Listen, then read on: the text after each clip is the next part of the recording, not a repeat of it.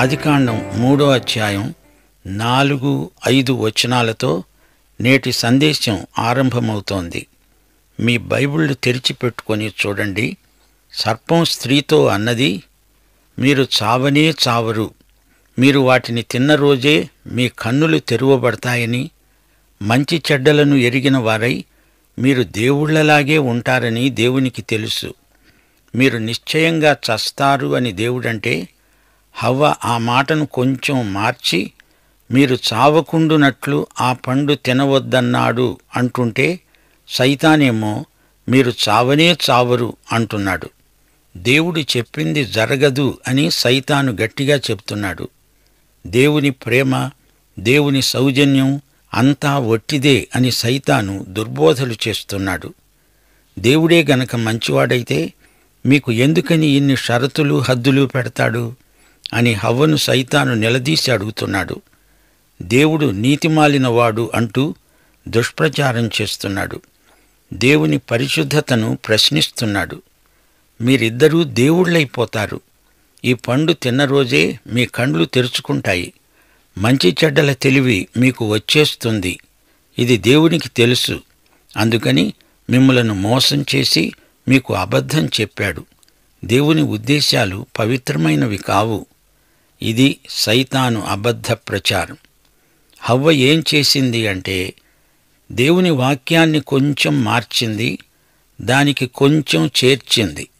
దేవుని వాక్యాన్ని ఈ విధంగా మార్చి దానికి ఏదో చేర్చి తప్పుడు సిద్ధాంతాలను తెచ్చి ప్రజల చేత ఒప్పిస్తున్నారు కొందరు. ఈ రోజున ఇదే తంతు జరుగుతున్నది. అలా చేయటం నేరం అని దేవుడు హెచ్చరిస్తున్నాడు.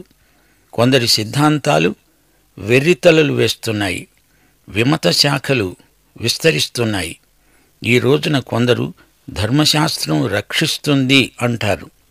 ఒక్క విశ్వాసం మాత్రమే చాలదు, దానికి మరింకేదో చేర్చాలి అనే వితండ బోధలు చేసేవారున్నారు.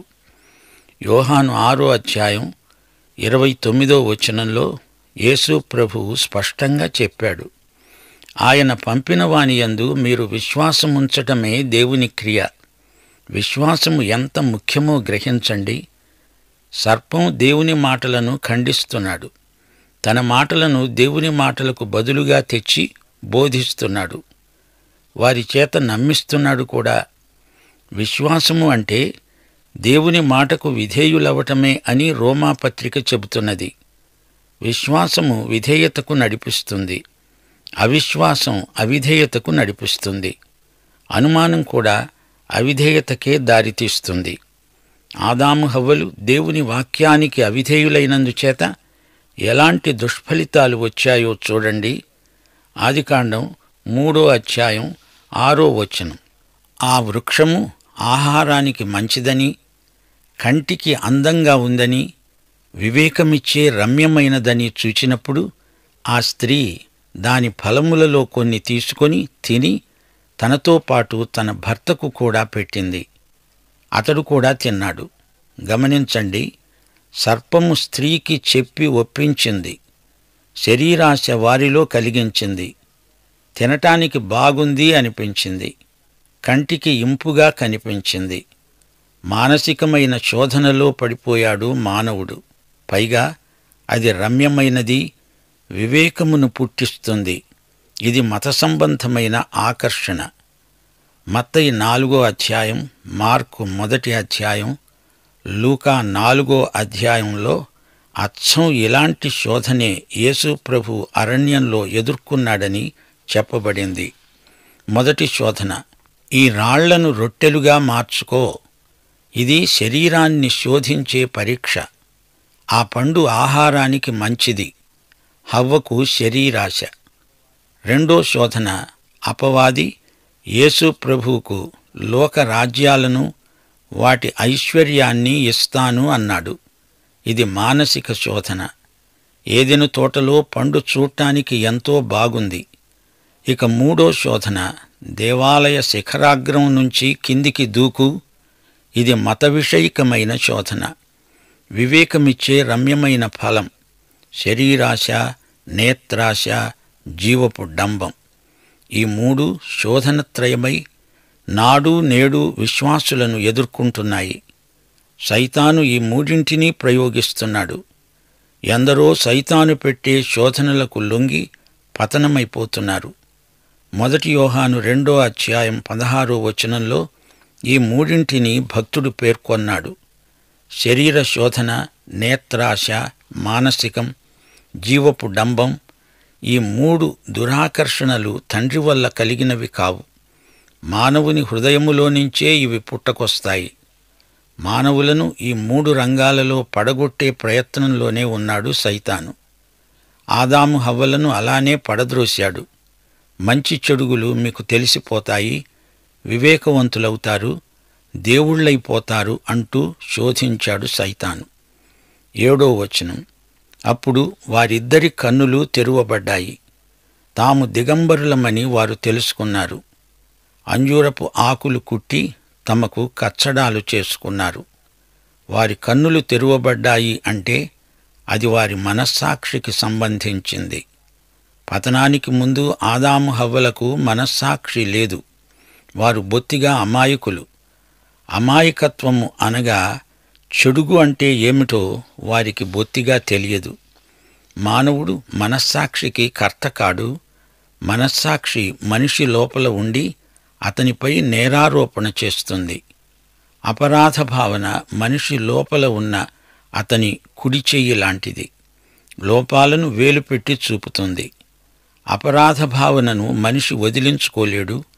దిగంబరులమని వారికి తెలిసిపోయింది. అంజూరపు ఆకులతో కచ్చడములు కుట్టుకున్నారు. ఏదెను తోటలో పేరు చెప్పబడిన చెట్టు అంజూరపు చెట్టే. మంచి చెడ్డల తెలివిని ఇచ్చే చెట్టు యాపిల్ చెట్టు అనుకుంటున్నారా? కాదు, దాని పేరేదో చెప్పబడి ఉండలేదు. అంజూరపు ఆకులతో దిశములను దాచుకుందామనుకున్నారు, కానీ అవి పూర్తిగా వారి దిగంబరత్వాన్ని కప్పజాలవు. వారు తమ అపరాధ భావనను ఒప్పుకోలేదు. తమ పాపాన్ని కప్పిపుచ్చే ప్రయత్నం చేస్తున్నారు. తాము పతనమైపోయినట్లు ఒప్పుకోవడం లేదు. దానికి వారు సిద్ధంగా లేరు. మత విషయికమైన ఆచారకాండ, నిత్యకర్మానుష్ఠానాలు ఉండనే ఉన్నాయి. అన్ని మతాలలోనూ ఒకే తంతు.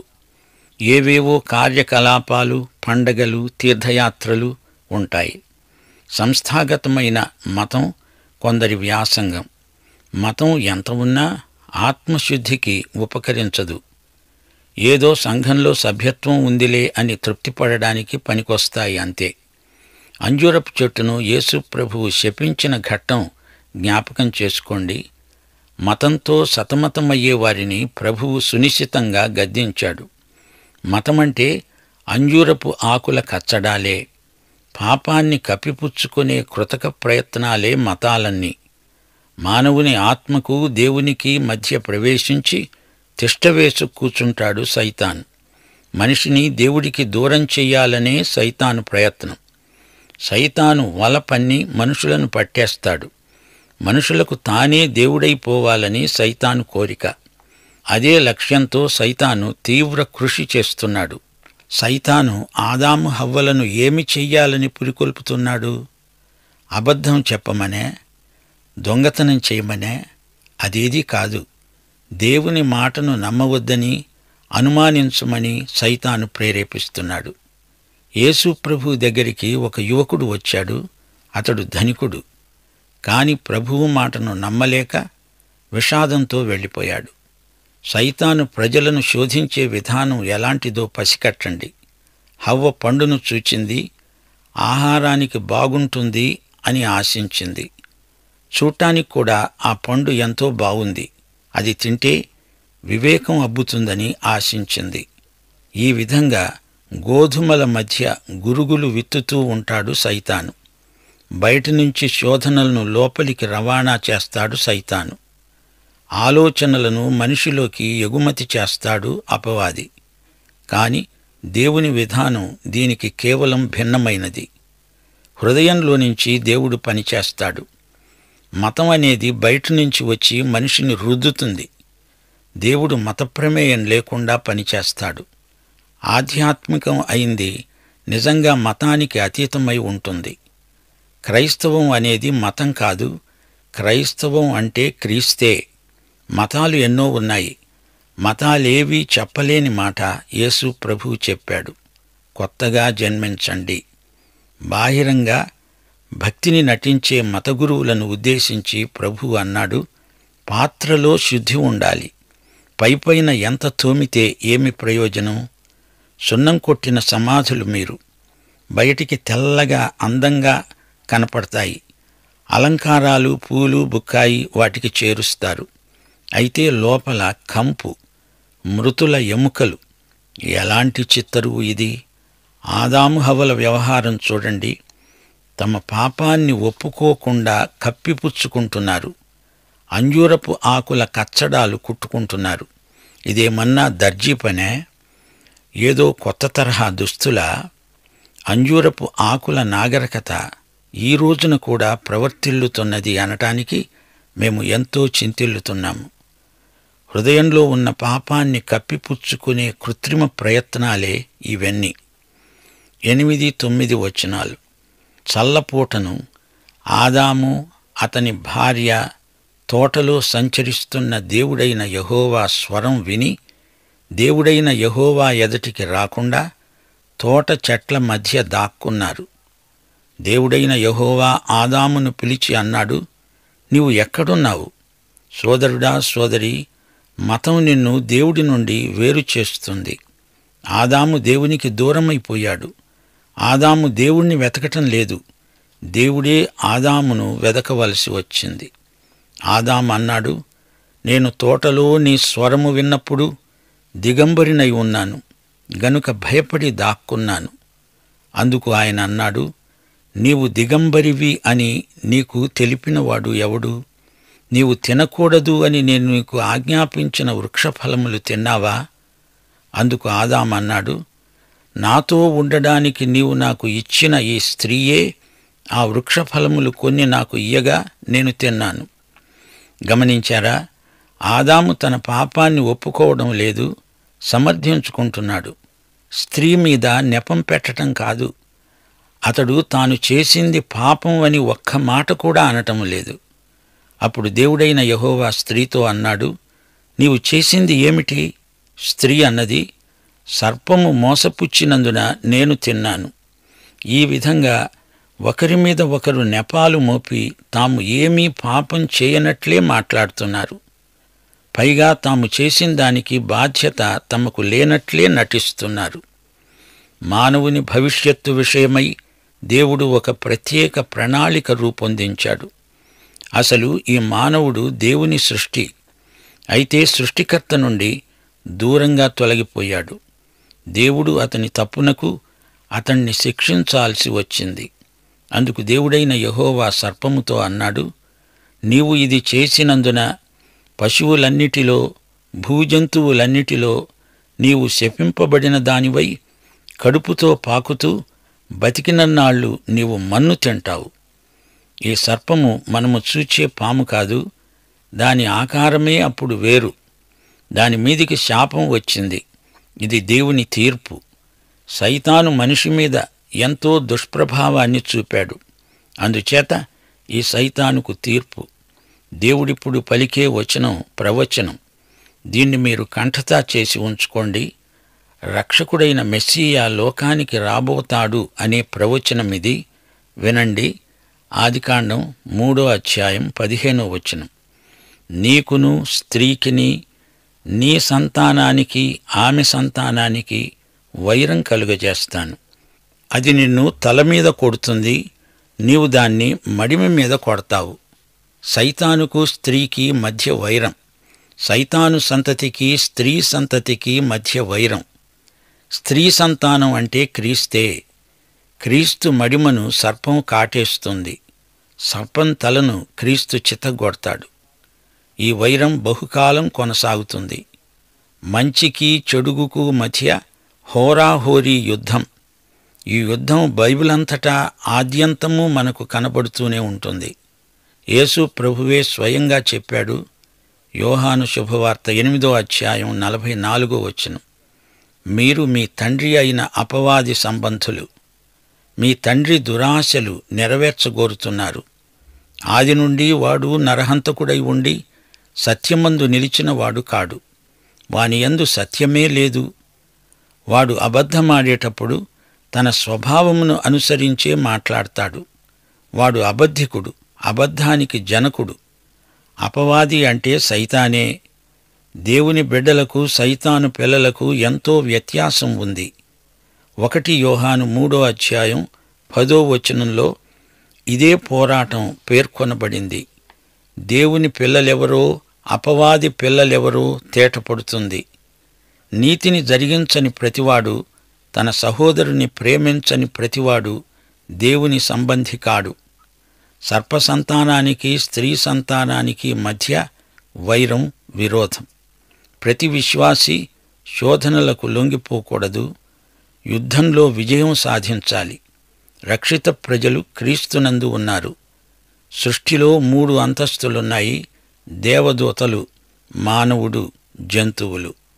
జంతువులకు తీర్మాన స్ఫూర్తి లేదు, గాని దేవదూతలకు, మానవునికి అది ఉంది. మానవుడు చేసిన తీర్మానానికి అతడే బాధ్యుడు. పురుష సంతానం అని చెప్పబడలేదు, స్త్రీ సంతానం అని చెప్పబడడం కన్యక కన్న కానుపును సూచిస్తుంది. క్రీస్తు కన్యక గర్భవాసాన జన్మించాడు గదా.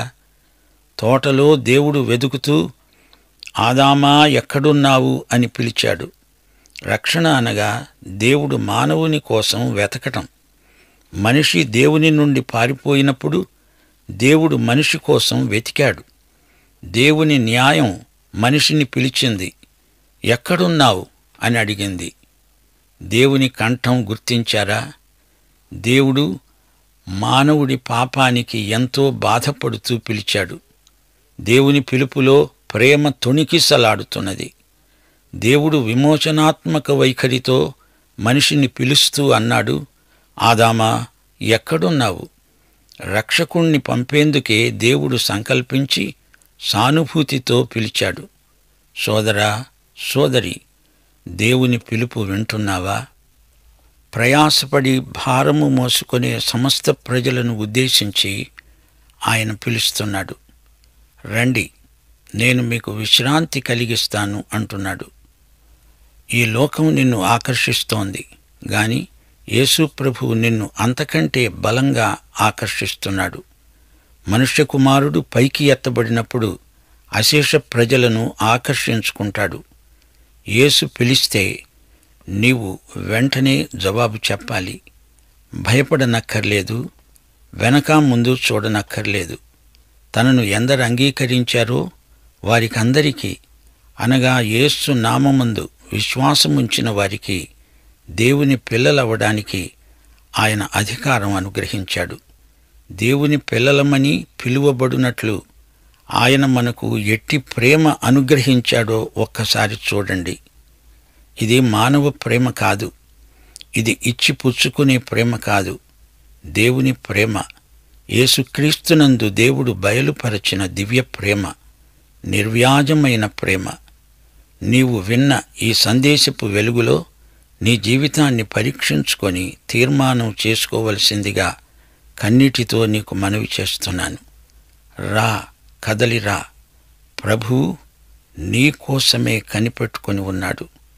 నిన్ను చేపట్టడానికి చేతులు చాచి నీవైపే చూస్తూ పిలుస్తున్నాడు. దేవుడు మీకు సహాయం చేయునుగాక. ఆమేన్.